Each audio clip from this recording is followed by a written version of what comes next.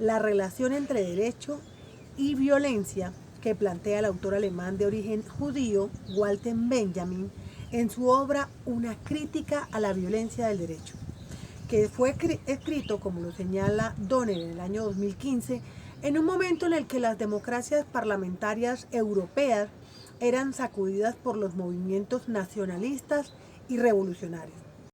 La crítica benjaminiana de la violencia jurídica, ya sea instauradora o conservadora de derecho, constituye no solo un ataque a los regímenes dictatoriales, sino también a las posiciones pacifistas que defienden a toda costa el derecho a la vida. Y por otro lado, en paralelo con la postura crítica de Benjamin a la violencia del derecho, surgen los argumentos del filósofo alemán Christoph Menke, quien en su artículo Law and Violence en el año 2010 plantea otra posición que, de acuerdo con Cortés en el año 2023, en su columna de opinión Venganza, Violencia y Derecho, señala que Menke desarrolla otra visión sobre la tensión entre la violencia y el derecho,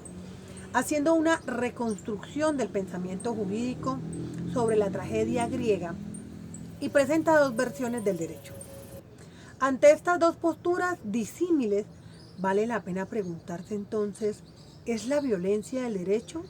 o la fuerza de la actuación jurídica, es decir, el imperio de la ley, la que ayuda en la construcción del orden social de las sociedades? Con base en lo anterior y de acuerdo a los postulados de Benjamin y Menke, se podría afirmar que los dos, desde su punto de vista teórico, seducen a tomar posición a favor o en contra de la tesis del uno o del otro, sobre la paradójica relación entre violencia y derecho.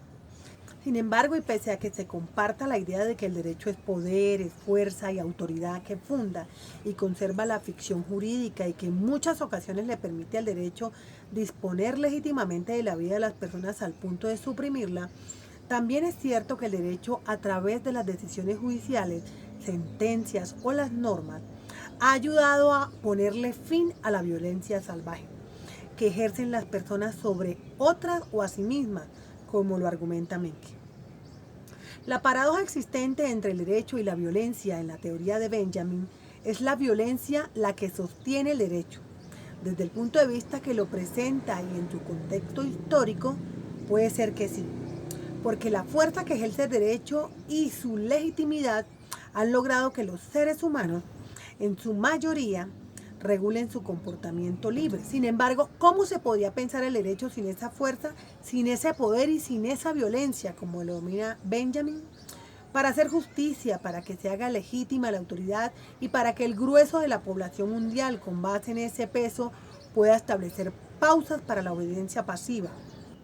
Con lo anterior, pensar en equiparar el derecho solamente con orden y paz a través de la fuerza que ejerce la actuación jurídica reduce el poder que tiene el imperio de la ley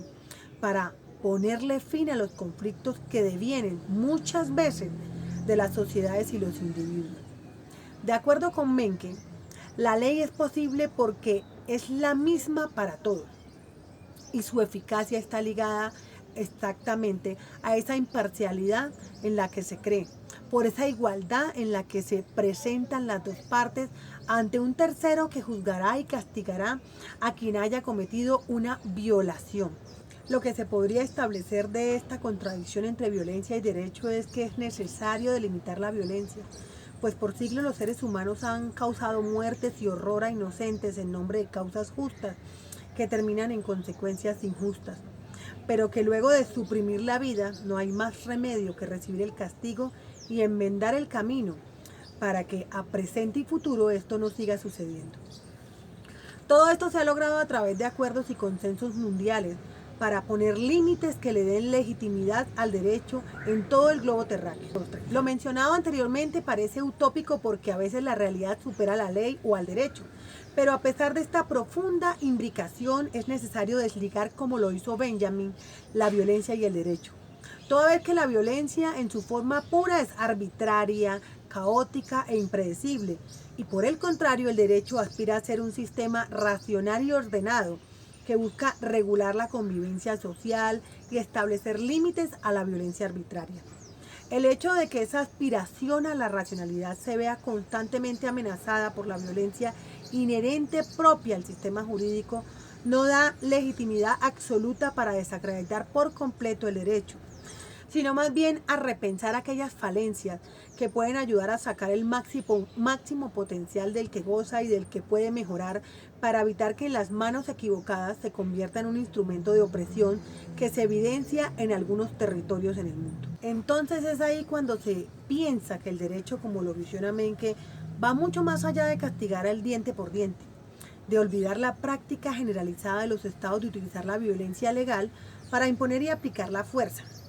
Por el contrario, lo que requieren los estados modernos es utilizar el potencial que tiene la ley para impartir justicia y transformar sociedades. Reconocer y abordar estas paradojas entre la violencia y el derecho ayuda como estudiantes a entender la necesidad por luchar por un derecho más justo y equitativo, para vivir en una sociedad más pacífica y justa.